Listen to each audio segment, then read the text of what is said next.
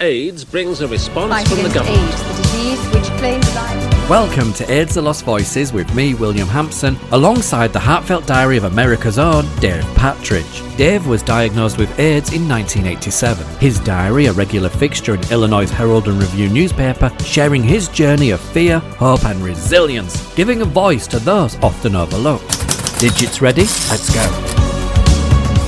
This was his personal legacy, a searing reminder of the horrors of AIDS, stated the Herald and Review newspaper of Illinois in the United States. Yet, what good is a legacy if it remains unseen in the newspaper archives? To ensure that Dave Patridge's voice resonates beyond the confines of dusty newspaper pages, his poignant diary, penned under the alias Jacob, inspired by the character from Cage Aux Folles, serves as a powerful testament to his experiences. Born in the city of Herring, Illinois on the 9th of December 1956, Dave was an openly gay man diagnosed with AIDS in the summer of 1987 and now found himself navigating the complexities of a life with AIDS in the city of Decatur, Illinois. His diary, a raw account of his struggles, captured the emotional and physical toll of the illness and was bravely published by Illinois' Herald and Review newspaper.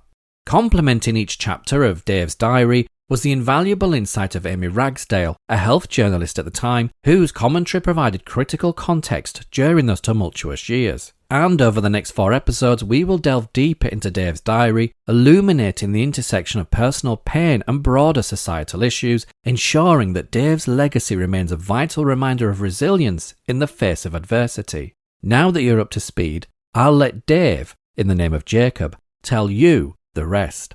Chapter 1. Published in the Herald and Review on the 22nd of November 1987. My name is Jacob, and I have AIDS. Yes, many of you know me. I went to Washington Grade School, Neantic Harristown Junior High, and to the old Stephen Decatur High School, located where the Decatur Civic Centre now stands. I'm just turning 31. I never graduated high school, but did return to Decatur to receive my GED in 1981. After leaving high school, as a 15-year-old sophomore, I spent my latter teen years and the major part of my 20s travelling from city to city, mostly southeast and north. In the last 6 years, as I came back to Decatur for short stays, I worked as a cook. I worked at the Brown Jug, the Old Dante's, Red Wheel, Howard Johnson's and McDonald's. Call it sixth sense, but about 2.5 years ago, I knew it was time to settle down and stay in Decatur. I was tired. I went to beauty school for a time and then went back to working as a cook. I was serving food at the Old Country Buffet 4 months ago when I had an accident while doing yard work that landed me in the hospital. I should have been in the hospital only a day or 2, but doctors decided to keep me for tests when they noticed something wrong with my blood.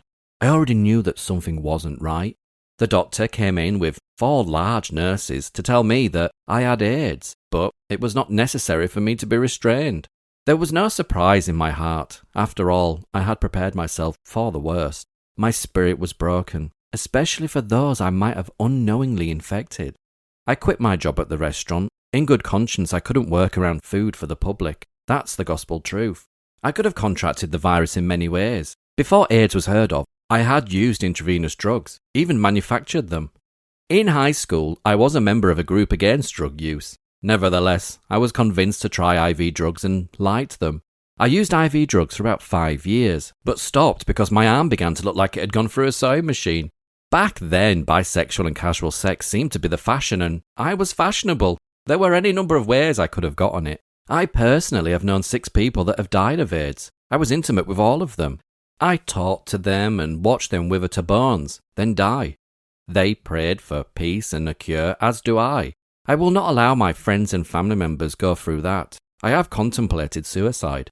Recently, I found out that my T-cell count, a white blood cell involved in controlling the immune system, is low enough that I qualify for the drug AZT. You have to be rather bad off for that. AZT is supposed to prolong life. I worried that it might prolong the agony. I've been told never to give up hope. However, I don't see a cure in my future. I watched the tears swell in my mother's eyes when we discussed my condition. I've also been told how ashamed she is. After you lose what little family you have left, what is left but the little life you have? Chapter 2. published 6th of December 1987. I'm not a criminal, just a victim of a virus. There is no pride in my condition, only loneliness. But if anyone needs support, it is the family of an AIDS victim. When I decided to let the Herald and Review publish parts of my journal, I told my mother I was doing it. She was the only one who knew. She said if I used my real name, she'd do nothing short of moving out of the country. So, naturally, one of my greatest fears when the first part of my journal appeared was how my mother would react. I didn't call her because I thought she would hang up on me. That kind of rejection would be more than I could take.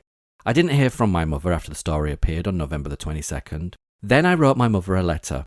I told her how much I loved her and that I didn't want to hurt her, but I thought my journal said things that needed to be said. The day I mailed the letter, my mother called me and we had a very pleasant conversation.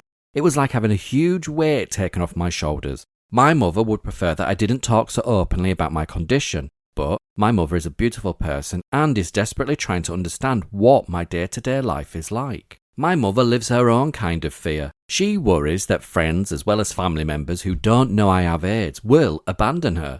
My family is not responsible for the way I've lived my life. I pray to God that her friends open their hearts as well as their minds and take into consideration what my family must be going through. There is a girl in my life. I call her my girlfriend, not because we've had any sexual contact, but because she is a girl and I honestly believe her to be a friend. A week ago, she told me she has to be tested for AIDS. I took it personally and got very defensive. I had never done anything to transmit the virus to her. Later, she reminded me that she has diabetes and that a number of years ago she had a blood transfusion. The AIDS test was merely a safety check she wanted for herself. I thank the heavens the result was negative. My girlfriend is the aunt of 3 beautiful children. I used to babysit with them from time to time. When the children were here, we played games in the backyard so they could take off their shoes and run through the grass. The children haven't been to visit since I found out I had AIDS. I truly miss them. My girlfriend explained to me that her family likes me, but the children's grandmother is scared I might infect them. A couple of nights ago, I babysat for 3 other children. The children's parents are friends of mine and they know I have AIDS, but they aren't afraid to let their kids stay with me. My male companion and I live in a small cottage, so there is not a lot of running room. The kids wanted something to do, but it was cold and rainy outside, so we put up the Christmas tree. Memories flashed through my mind because we always put the tree up in early December when I was a child. I remember hanging old glass star-shaped ornaments. Now Mother has given me a few of those ornaments for my own tree. This year, we'll spend Christmas Eve with my companion's family and Christmas with my family. I bake cookies for Christmas presents every year because I can't afford to buy gifts. This year I'm making ginger snaps and chocolate chip and sugar cookies. When I found out I had AIDS, my conscience told me I couldn't work around food in a restaurant. So when I left the hospital and returned to my job at Old Country Buffet, I was relieved to be told that I'd be doing clean-up work. I thought my problem was solved. I still had a job, but I wouldn't be jeopardising the public's health by serving food. I didn't tell my bosses or co-workers that I had AIDS, but they found out somehow. After that, my duties were a far cry from those I had before. I cleaned storage rooms, wiped shelving, and cleaned the loading dock. People who were once friendly were now not speaking to me.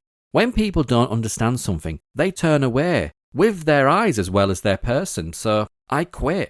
I always wondered how my co-workers learned about my illness. Last week I found out. I had confided in a friend about my illness. Apparently, he's been spreading the word. When I learned of the broken confidence, I got angry and turned to liquid peace. I really went on a drinking spree.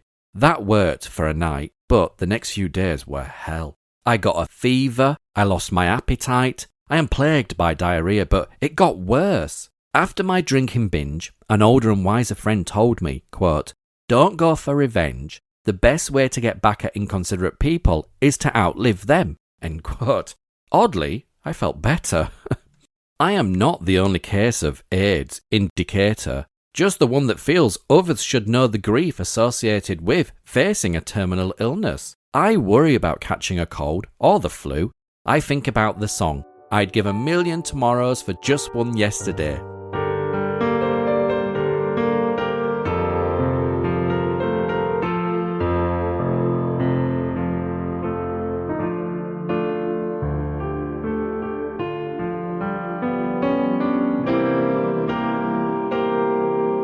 It was one of my favourites to play on the piano when I was a child. The song makes me think about what I would do differently if I had the chance to go back and live my life over again. Really, I changed very little. I've lived a full life. Why would I want to change that?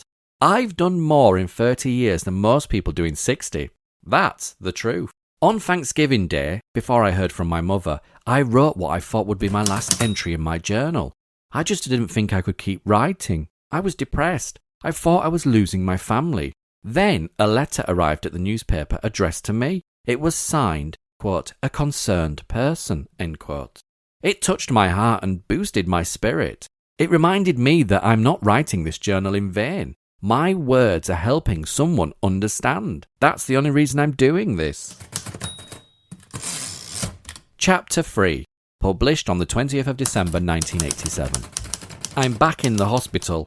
I went to see the doctor Tuesday and was admitted to Decatur Memorial Hospital. I have developed pneumonia, which is one of the illnesses often associated with AIDS. For about a week, I've had a pain in my chest, side, and back. I've been coughing and had a lot of phlegm. My nights have been restless because it hurts to turn over. When I wake up in the middle of the night, my mouth is so dry that my tongue feels pasted to the roof of my mouth. I suspected something was wrong, but I didn't want to bother the doctor. Besides, I knew he'd put me in the hospital if I had pneumonia, and I didn't want to come back to the hospital.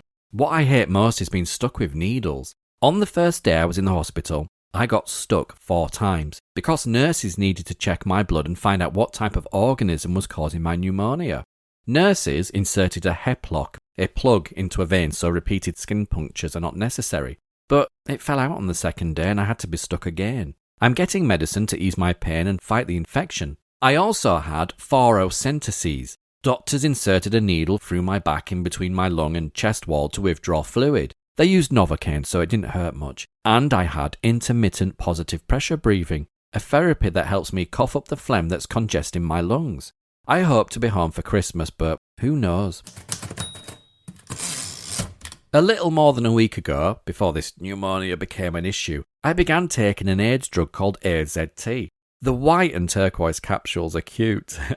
I take 2 every 4 hours around the clock. At first, I didn't have a hard time falling back to sleep when I got up to take my 2 a.m. and 6 a.m. pills, but lately the pain from the pneumonia has kept me awake. The night before I went into the hospital, I got up to take my 2 a.m. pills and then tossed and turned until 8 a.m. So far, I haven't noticed the AZT making any difference, except for the nausea, but I was warned it might be a side effect.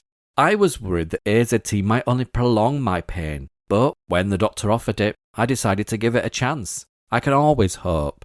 You don't actually know how precious life is until it is slowly taken away. I know there are people who think I got what I deserve, an act of God. I truly believe that God loves everyone, even those who, in others' eyes, have shortcomings.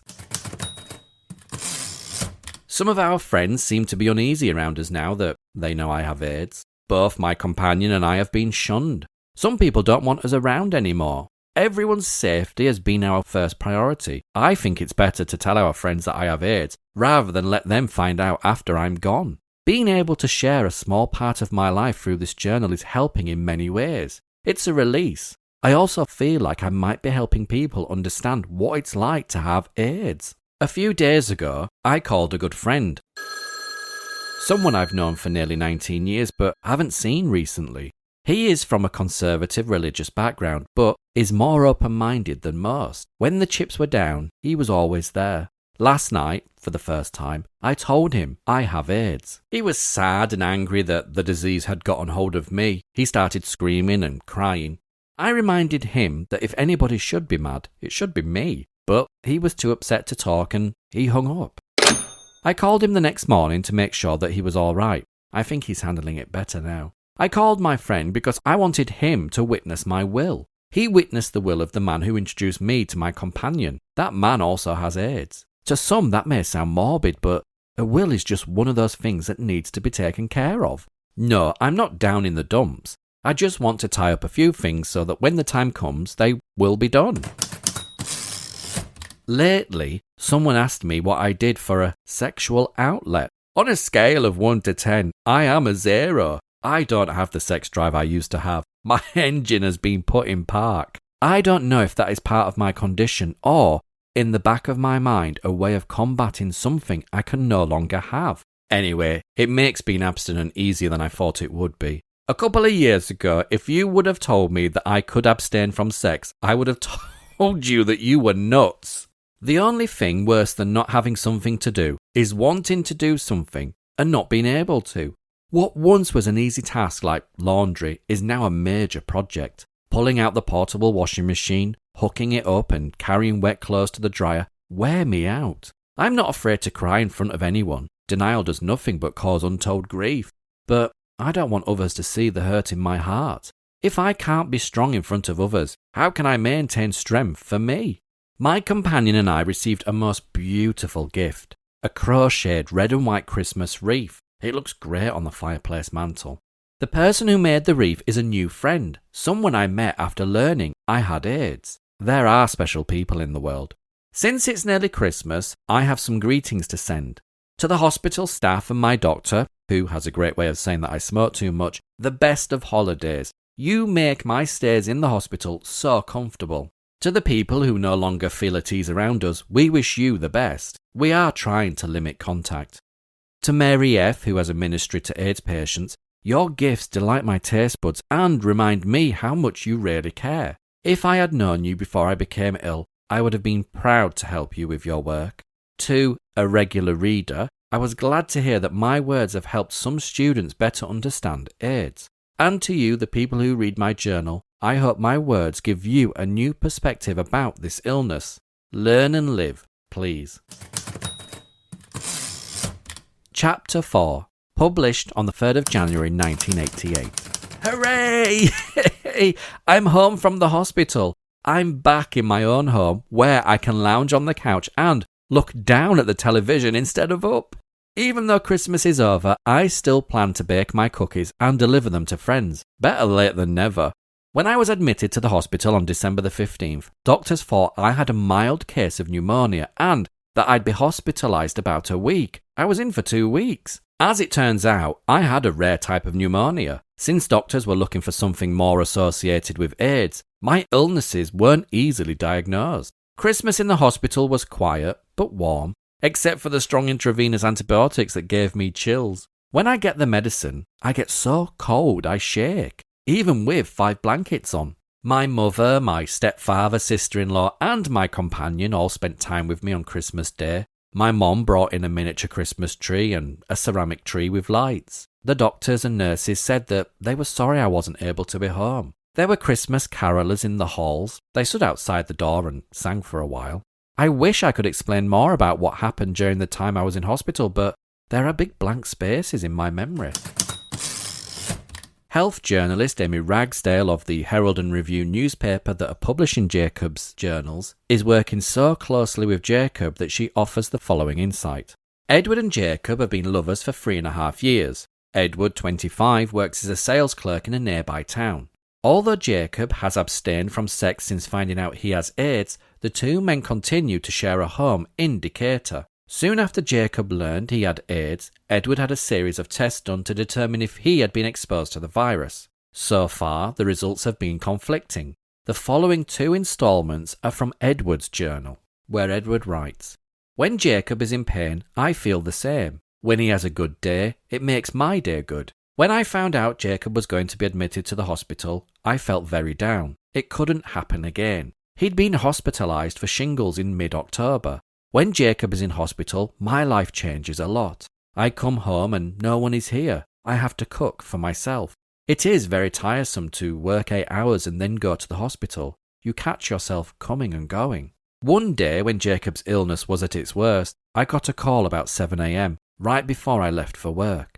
It was Jacob's mom, telling me that he had turned blue during the night. The oxygen level in Jacob's blood dropped to a life-threatening low, but doctors were able to make it rise again. My heart skipped a beat.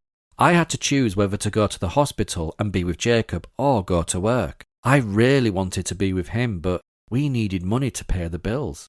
I decided I had to go to work. It was the longest day that I have ever spent. I just could not get Jacob off my mind. I got off work at 5 p.m. and I went to the hospital. Jacob was very sick. They had him so doped up I don't think he even knew I was there. I stayed until about 11 p.m. and then I had to come home. Like on most bad days, I bawled for hours. That night I couldn't sleep. All I did was roll and toss. The hardest part was seeing Jacob with all those tubes, the IVs, the oxygen, all of that. You just don't like to see tubes going into someone you care for. But I had to keep my strength up too. I didn't want to get worn down. I've had a positive ELISA test and a negative Western blot test. 2 AIDS tests, the ELSA being more sensitive than the Western blot, which is used to confirm exposure to the virus. I worry about it every day. Do I have AIDS? I'm going to make an appointment with a doctor.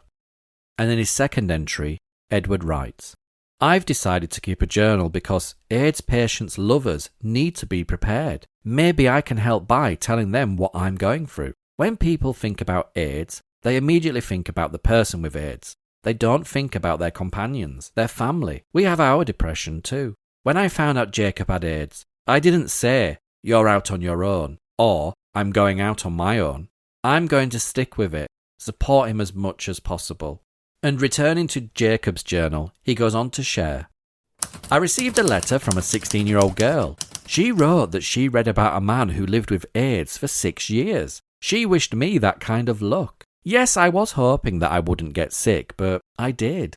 I know that if my immune system were up to par, my sickness wouldn't have been so severe. Being sick definitely reminded me how vulnerable I am. I can't take being healthy or not being sick for granted. I do what I can to take care of myself. I avoid being around people who have colds. I can't afford to catch it. Stop smoking?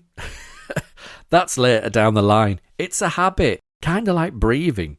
Being sick also made me realise there are things that can be done to make me more comfortable. Pain-killing drugs as well as being around people with positive attitudes helps diminish my fear of suffering. It makes the inevitable more acceptable. When my time comes, I hope I will pass in my sleep and wake up on the other side.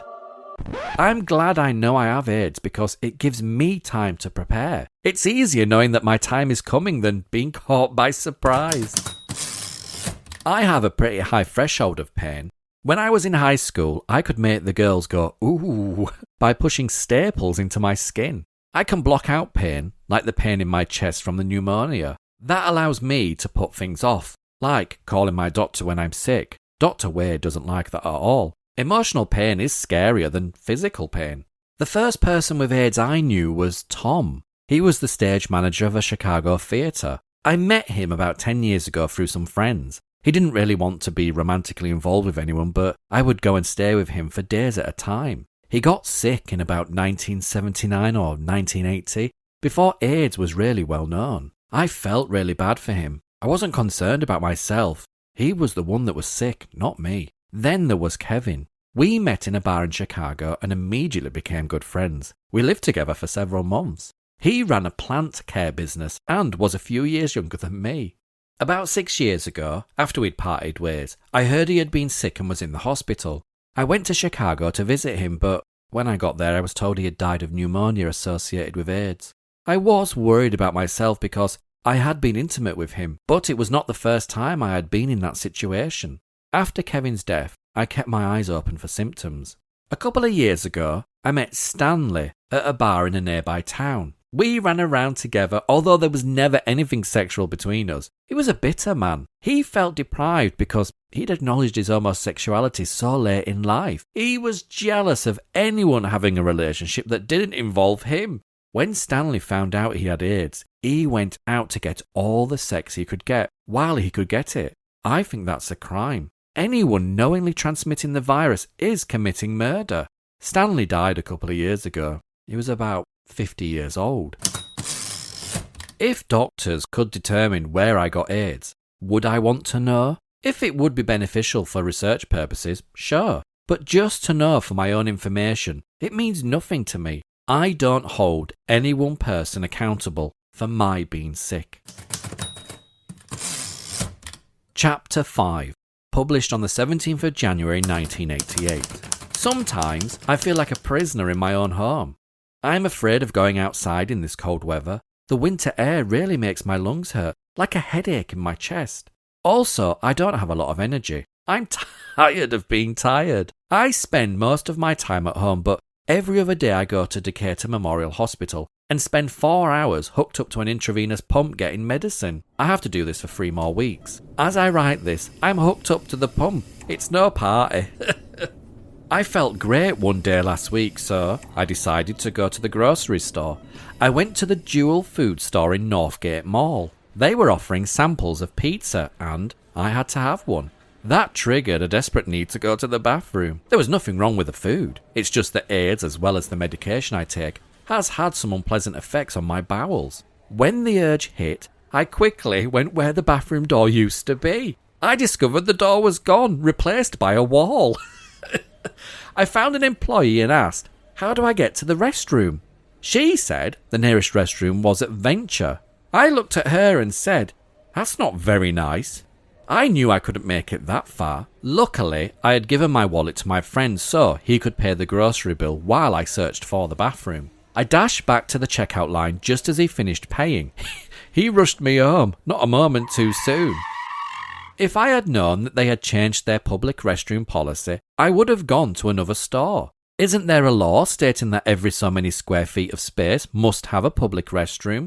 Decatur Supervisor of Inspections, Al Abbott, says grocery stores must have restrooms for their employees, but aren't required to have public restrooms.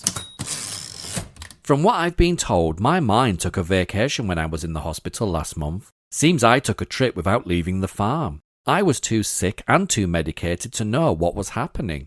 Now, friends are beginning to fill in the blanks for me. I had no idea that I'd had a CAT scan, a lung biopsy, and other tests. I wasn't aware of how close I came to dying. I laugh when I'm told some of the things that I said and did. I guess there were times when I would take off my oxygen tube and put it in my ear or on my forehead. Any place but my nose. Sometimes I even put it in the garbage can with a few choice words of why it should be there. I had a dream that little green Martians would visit me. Later I told visitors I didn't want to take a nap because I might miss my Martian friends. Oh, how do I keep a sense of humour? I've been asked that often. I guess it helps to have a zest for life, love of God and precious friends. My companion, Edward, and I understand what the end will be like. There's no sadness in our home, only acceptance of reality. I'm beginning to worry less about who knows about my condition. I refuse to accept blame for the way I am or who I am. Although AIDS has been a real eye-opener, there is no way I would wish this on my biggest enemy. I'm finding it more and more important to be with people with positive attitudes, rather than those who call or come to visit out of social obligation. I can see right through that. I'd rather not have them around. It takes a lot less energy for me to be positive and smile than to crawl into a corner and cry. But I've been known to do just that. There are times when the odd steam whistle needs to blow, just to relieve some of the pressure. I enjoy receiving letters from people who read this journal. The mail keeps me going. I keep all of the letters and try to write a personal response to people who sign their name and provide a return address. Letters let me know that I've touched, even educated, a few people. I'm not going to preach, sing a song or dance to get my message across. I am as tired of hearing about AIDS as anybody. But maybe if I would have known years ago what I know now, then I would be reading instead of writing. Chapter 6, published on the 1st of February 1988. I have tuberculosis. I was released from Decatur Memorial Hospital on Friday after doctors spent 13 days trying to pinpoint the cause of my latest illness. I went to the hospital January the 16th for my regular every other day treatment of antibiotics. I also had a routine chest x-ray. Afterward, my doctor said my left lung, which had been infected with fungal pneumonia a few weeks ago, was clear, but there was something in my upper right lung that hadn't been there before. I had not had any pain or discomfort. From the x-ray, doctors suspected a form of tuberculosis. I was admitted to the hospital and put under respiratory precautions. That meant all my visitors were required to wear masks. On January the 22nd, doctors did a bronchoscopy by inserting a flexible tube down my nose and into my lungs. It was slightly unpleasant, even though I was numbed with Novocaine. Doctors found no signs of tuberculosis, so my visitors were allowed in my room without masks. On January 26, doctors decided to do a fine needle aspirate to get samples of fluid and tissue taken from my lungs. It was not at all the horror I thought it would be. They gave me a local anaesthetic and inserted a thin needle through my chest cavity into my lung. It was over in a couple of minutes and I had very little discomfort. The next day, doctors said they had discovered evidence of tuberculosis from the lung fluid and tissue samples. Again, the health journalist Amy Ragsdale, who's working closely with Jacob in having his journal published in the Herald and Review newspaper, shares a piece of news that Jacob receives while he's in hospital, where the article states, "Last week, Jacob learned that Edward, his companion, has been exposed to AIDS. The virus appeared in blood tests, which means Edward is likely to develop the disease. Jacob was in the hospital when Edward told him the news. There were no tears, no angry words. Both men expected this would happen." Quote, "I wished he hadn't have gotten it," Jacob said. "I think he has a lot of internal grief. I'm just going to give him emotional and moral support." End quote. Doctors don't know who Edward contracted the disease from. Jacob and Edward abstained from sex after Jacob learned he had AIDS. Quote, "And when he helped me put medicine on for my skin condition, he'd wear rubber gloves," Jacob said. "The two men expect to lean on each other now." Quote, "Edward is so work-orientated, I think he'll get bored staying at home if he gets sick," Jacob said. "But I can see us both getting up at 2 a.m. for our pills." End quote. Jacob's partner Edward shares in his own journal entry, "My test results are in. There's nothing doctors can do for me yet except let me get worse. I'm not sick enough for life-prolonging AZT or other drugs. I suspected I have AIDS. I've had diarrhea, swollen lymph nodes in my groin, fever, chills, and occasional night sweats. Lately, I just haven't been able to do things I used to. Cleaning the house is a chore. I work 8 hours a day in a drugstore, then I just want to come home and go to bed. I have this feeling in my body I just can't explain. It's kind of like being empty, like everything in my body is gone. But life will go on. I will live one day at a time and enjoy that day. I know in the future my body will do things I don't want it to do. I know it's not going to be easy, but I will make the best of it. I know some days I will not feel like doing anything, but I know what to expect. I've been through it with Jacob. That also makes it more frightening since his sickness has given me a preview of what's in store for me. So far, the hardest thing about having AIDS has been calling my family and letting them know. Telling them I was gay was hard enough. This was worse. I called my mom first. She was quiet on the phone. She said she kind of suspected it, and she urged me to take care of myself. I know she'll be there for me. I wrote to my grandparents and my dad who live out of town. I'm not sure my grandparents will understand. They're the older generation. But if things get worse and I'm in the hospital, they might come to visit. They'll wonder why I'm sick, why there's a blood and body fluid precaution sign on my door, and why they have to wear a mask. I don't want them to feel sorry for me. I just think they ought to know before things turn worse. Sometimes, I just sit and stare into space. I think, this can't be happening to me. Returning to Jacob's journal, he goes on to state, with AIDS being such a new disease for American doctors to treat, sharing information and experiences is vital. I've been helped incredibly by an AIDS patient that my friend Mary knows. One of the many problems associated with AIDS is loss of appetite.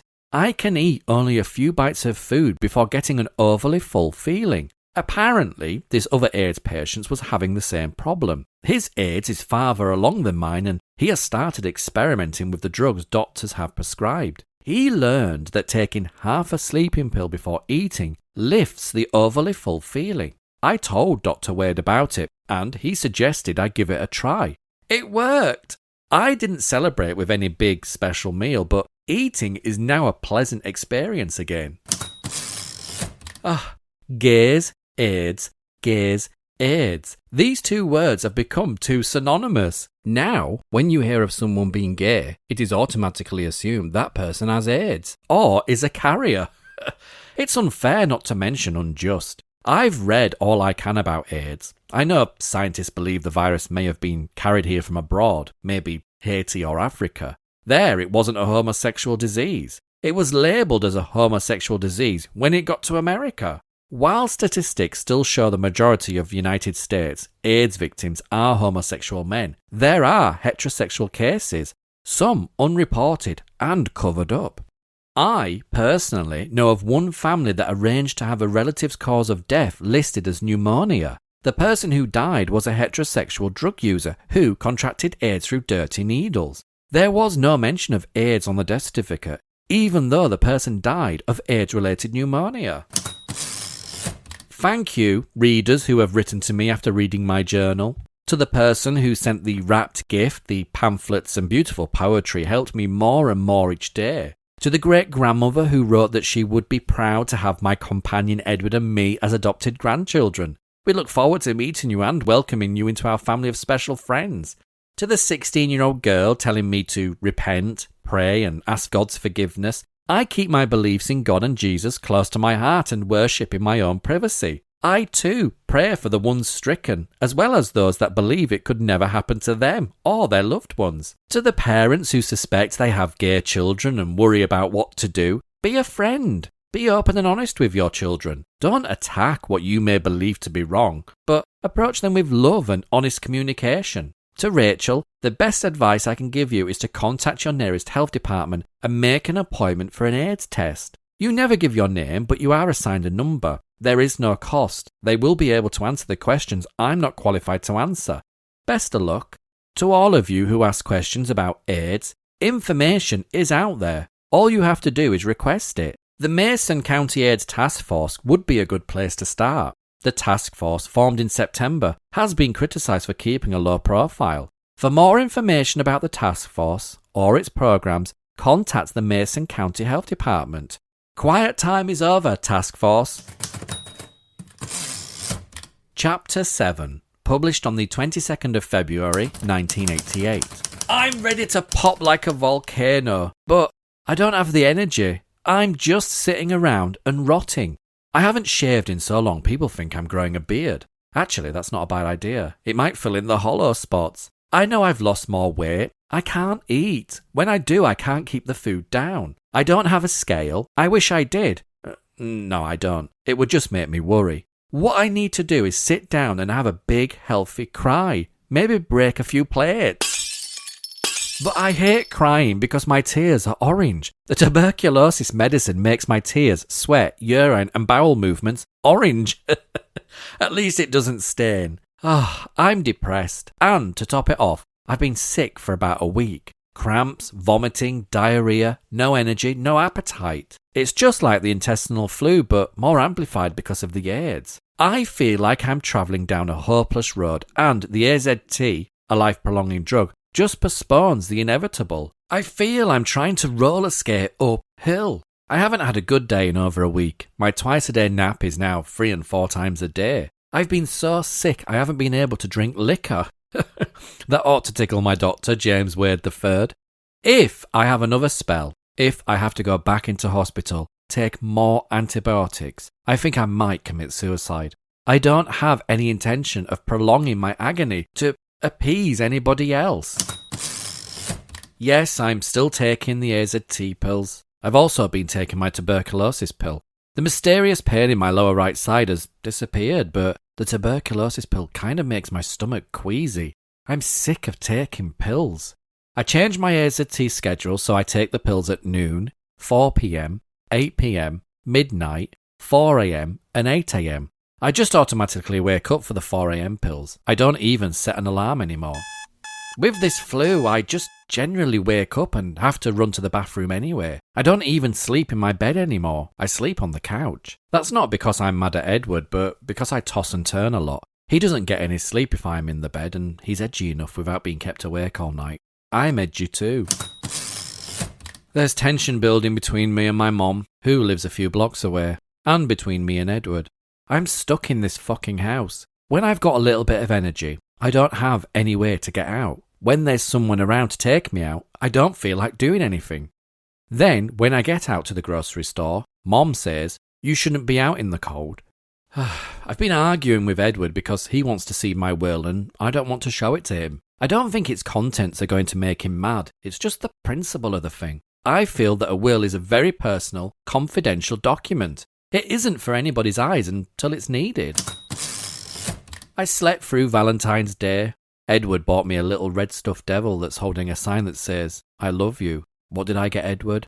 A big hug. Lately, I haven't been able to get out of the house to get anything else. When I got out of the hospital at the end of January, I was feeling great. I'd had my batteries recharged. I felt so great I painted the bathroom.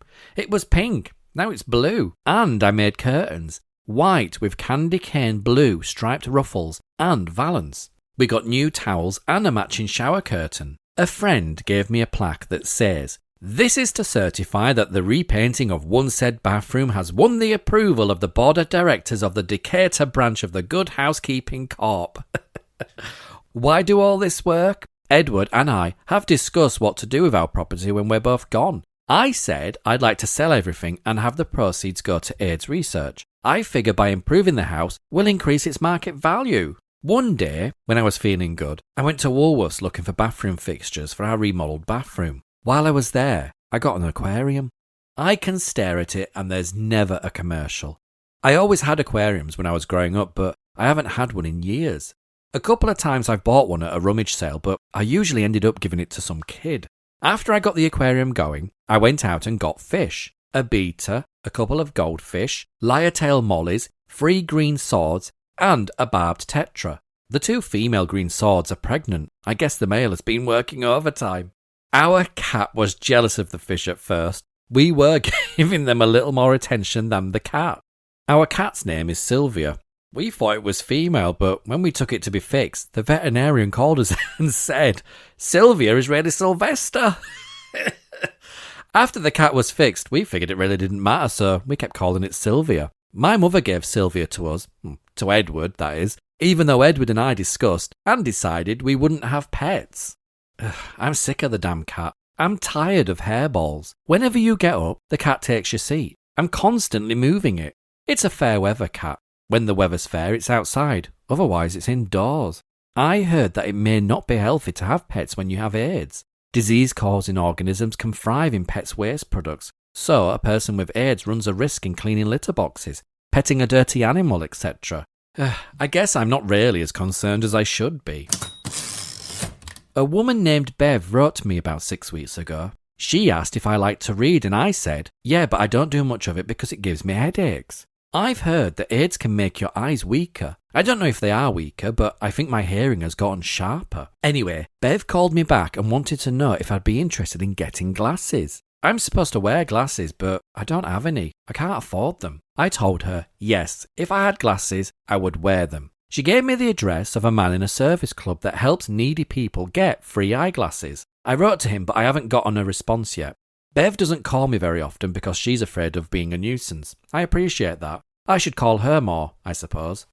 Last week, she brought me a couple of lobster tails. Oh, they were fabulous. I bought an answering machine so I could get my rest. Please leave a message after the tone.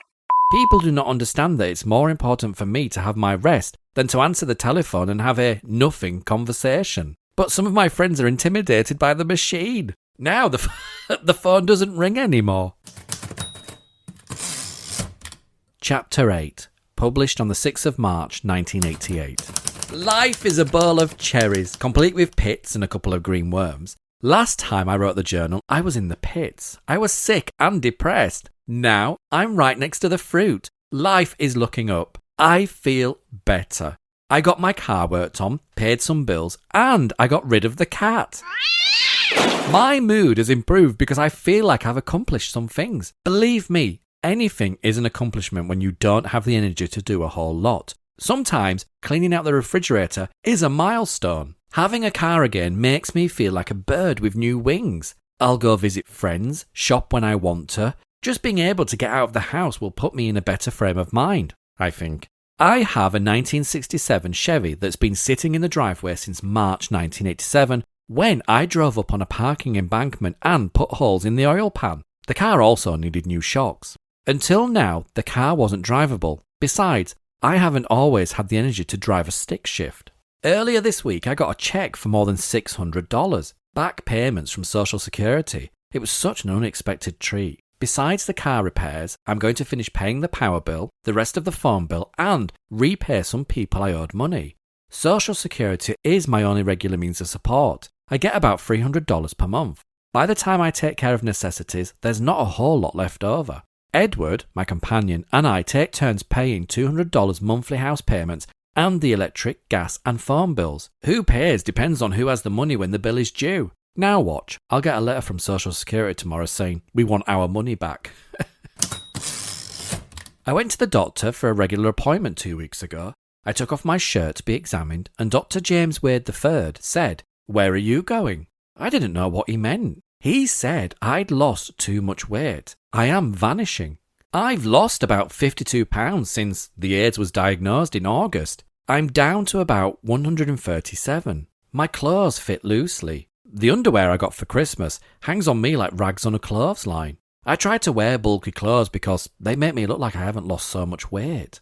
I eat about a third of what I used to eat. I start getting nauseous if I eat too much. If I stop eating, I'm able to keep the food down. My appetite varies. I usually want what I don't have. But all in all, I feel pretty good. I take my AZT every 4 hours and I take my tuberculosis medicine once a day. I have sporadic energy. Sometimes when I take a nap, I wake up feeling pretty chipper. Other times, I want to nap some more.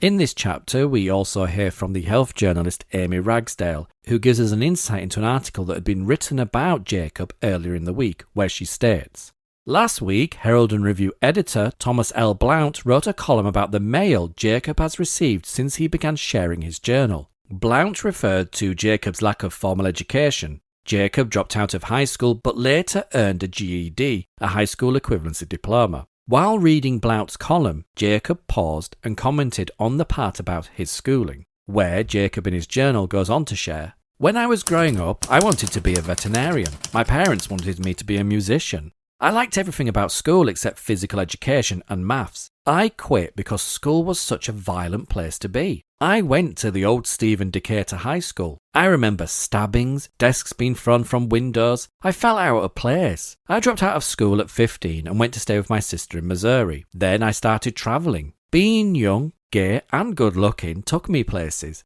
I went to Hollywood, to the Fontainebleau in Miami, places some people around here only dream of going. I don't have the kind of education that anyone has been able to describe with a diploma. I have a degree in life, but there is nothing I can't do. The only thing that limits me is saying I can't. It's the same for anybody." When I was in the hospital and found out I had AIDS, sex became a notion of the past. Why? Responsibility. Would you want to hold a gun to someone's head and pull the trigger, then take the gun and shoot your victim's parents and the people who love him? That's how I feel a lot of times about what has happened to my family. Although I stopped having sex with Edward when I learned I had AIDS, I encouraged him to have an outside relationship. After all, he's young and virile, and I thought it would help us maintain our relationship. After Edward learned in late January that he had been exposed to the AIDS virus and might develop the disease, we had sex. Twice. We practiced safe sex. There was penetration, but we used condoms. It was boring. Now Edward and I have stopped having sex again. We've decided safe sex is just not the same. And we've learned that repeated exposure to me can multiply the virus in his body because my sickness is more advanced than his. My relationship with Edward has changed from being companions to being virtually nothing more than roommates in a one-bedroom house. Our new problem? Edward and I disagree about whether it's okay for him to have safe sex with others now that he too is infected with the AIDS virus. I don't think it is. For gay men, safe sex often means using condoms, but I think safe sex is for people who don't already know that they've been exposed to AIDS and want to protect themselves and their partners. Even safe sex is not foolproof. Accidents do happen. Edward thinks I feel this way because I'm abstaining and don't want him to have sex with anyone else. I'm not that selfish. I thought seeing what I'm going through would change his mind, but he seems to think that safe sex makes it impossible for him to transmit the disease. I've tried to explain that one slip-up could mean the end for his partner. Unfortunately, when an accident does happen and someone contracts AIDS, it's a slow and grueling process for the victim and his family. I have picked up my reading glasses. I'm looking forward to seeing what I've been missing. A local service club helped me get the glasses.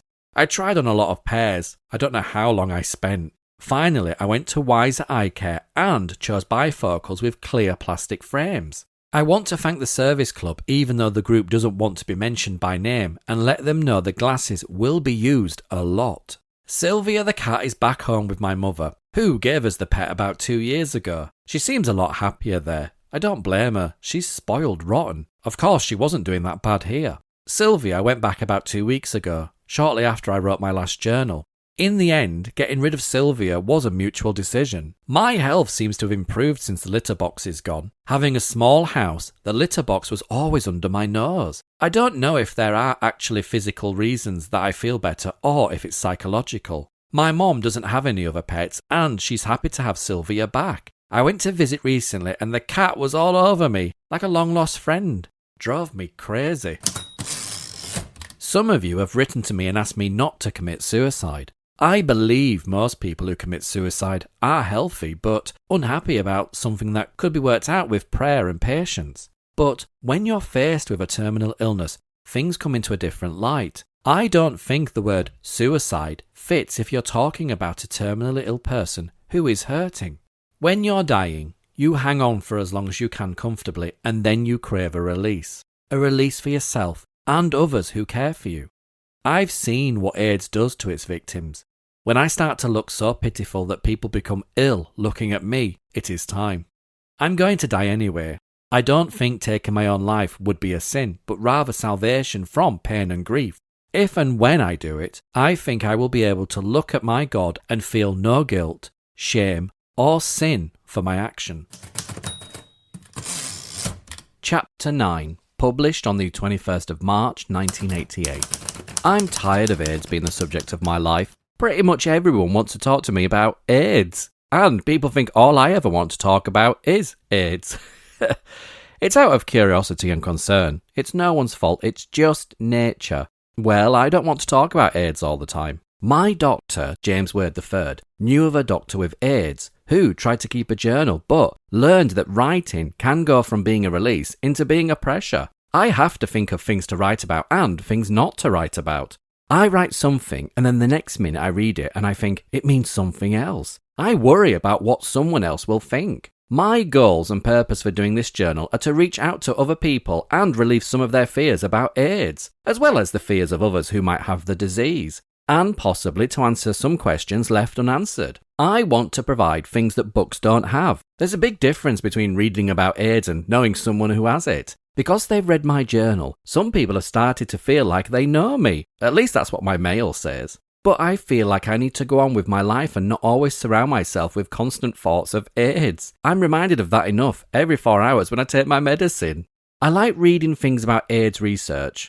I'll read anything I see, but I don't go out of my way looking for material. I really liked a book called The AIDS Cover-Up by G. Antonio. It's a very informative book that alleges government officials have known about AIDS for a long time. The book says AIDS isn't new, but it was just kept under wraps. As far as seeing so much about AIDS in the media, I'm pretty numb to it. It doesn't bother me. I've been on a feeling good, feeling bad roller coaster. About every 3 days I have a spell of feeling bad. Vomiting doesn't even bother me anymore. I'm so used to it now, it's old hat. I went a couple of weeks and didn't nap at all. Here, lately, that's all I've wanted to do, and that's all I've done. Even so, I'm worn out all the time. Standing and walking are the biggest energy eaters. I feel like I need a wheelchair to get me around the damn house. They're trying to fatten me up. The Ensure chocolate pudding is an unappetizing grey, but it's potent. The pudding comes in these cans that are smaller than snack pack pudding cans. By the time you eat about half of it, it's like you ate about a dozen snack pack puddings. I haven't had any problems keeping it down, but it's going to take some getting used to. Sometimes I think it's like eating bathtub cold conceal. Oh. I'm hoping to rent out a tip-out camper for a weekend this spring or summer. I can't hike anymore, but I still enjoy the outdoors. I was raised camping. My family went to Yellowstone and all sorts of state parks. Once, at Yellowstone, we had a bear raid the camp next to us. The people had a cooler on the picnic table, even though rangers tell you to keep your coolers locked in the car. This bear just walked over and smacked the cooler on both ends, and the lid flew off. A man came out of the tent and chased the bear up a tree by saying, "Shoo, bear." Then the bear came down the tree and chased the man into an outhouse. Finally, the bear wandered off. Oh, it was funny. People with AIDS are not monsters. It's much easier to get a lot of other illnesses than it is to get AIDS. When you are terminally ill, you treat life with new respect. You get a new outlook, and you treat the time you have much more cautiously. Chapter 10, published on the 1st of May 1988. I've been on a sabbatical. A sabbatical is a rest to take time off to improve yourself. I'm taking things a little easier. I've taken time to think things out. I've just slowed down, stopped pushing myself. It has been a month since I wrote my last journal. Time has flown by. It's been busy.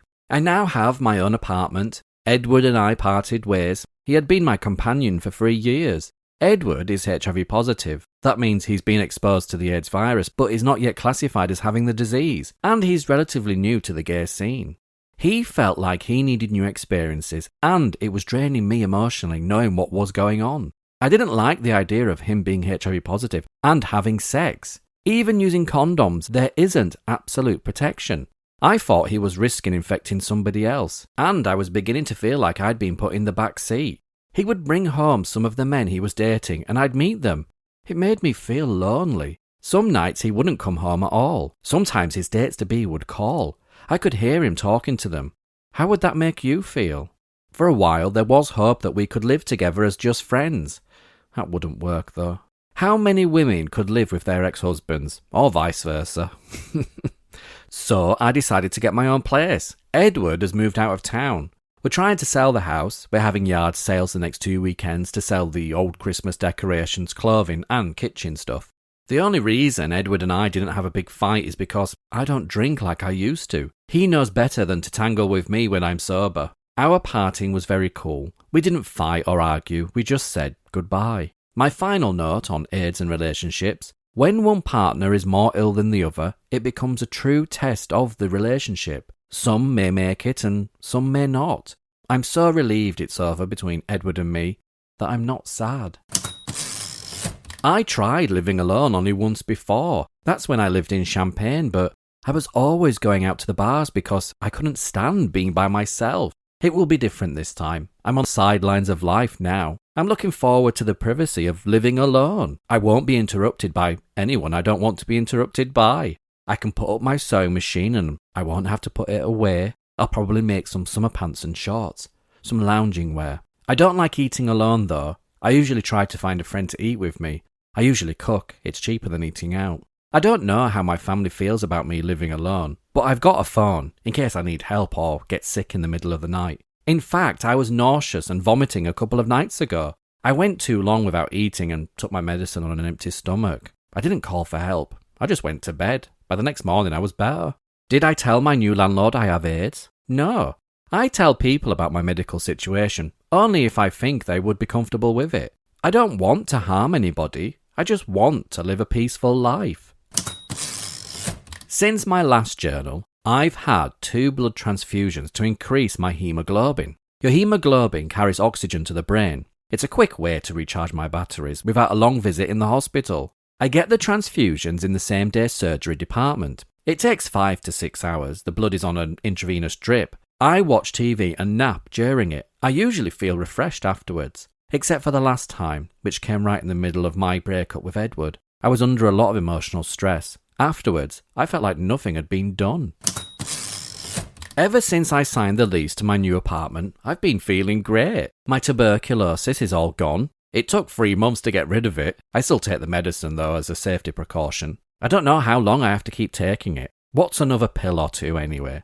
And I've been holding my weight. In fact, I think I might have gained a little. I'll find out in a few weeks when I go back to the doctor. I haven't particularly been eating well though. I've been munching on candy and chips. Actually, I'm supposed to munch because it helps hold my weight. Before, my doctor, James Wade III of Decatur, was very concerned about my emotional state because it was dragging me down. It was lowering my immune system. Now that the situation with Edward is over, I feel better emotionally and physically. Dr. Wade is going to be amazed at what I've accomplished. I'm amazed at what I've accomplished. All in all, my move went well, but the dwarf frog in the aquarium didn't like the move at all. At first, I thought a fish ate him, but I found Fergie bobbing along the top of the water. My aquarium now has 16 fish and Fergie. I look for Fergie once a day to make sure the fish don't eat him. They eat each other, so I would imagine they would try to eat a little helpless frog. Know anybody in the market for a cornet? I used to play. I made it sound like a moose that's just been shot. I guess I'll put it in on the yard sale. A few weeks ago, I accepted an invitation to talk to a charity group here in Decatur. I thought it was great that they were so concerned about AIDS. I was accompanied by Amy Ragsdale. She started the talk with a brief explanation of how we came to meet. Then we opened it up to questions. I thought Amy and I made a damn good team. The group consisted mostly of middle-aged men. I really didn't expect them to be afraid of me. After all, they requested that I talk to them. It wasn't as if I just went. A number of the members had not read my journal. Their questions were honest and true. They were very curious about how long I have to live. I explained that I am already living on borrowed time. Doctors have told me there are 5 stages of AIDS, with the 5th stage being death. I am moving into the 4th stage. The meeting, which was supposed to take an hour, lasted nearly an hour and 20 minutes. Afterward, about half a dozen of them stayed to ask questions. I was happy to see there was an outreach for information in Decatur. I wish they'd have us back again. Several of the men shook my hand. One of the members even bought me a cocktail. I didn't detect any fear. None. In the next episode, Dave explores blood transfusions as a rejuvenating treatment. He starts a vegetable garden for fresh produce and a therapeutic escape. And while replying to fan mail, he forms new friendships and even fires off a letter to the President of the United States. 2 fake hits and Dave finds a shortage of dentists willing to treat someone with AIDS, along with a brush with Kaposi sarcoma, and an unexpected whirlwind romance. You can check out and read all the newspaper articles mentioned in this episode, along with extra snippets of information, on the Extra T blog. You can find the link in the show notes. If you've enjoyed this episode, then don't forget to like, share and subscribe. Until the next episode, you can find me on Instagram at The Lost Boys of Soho.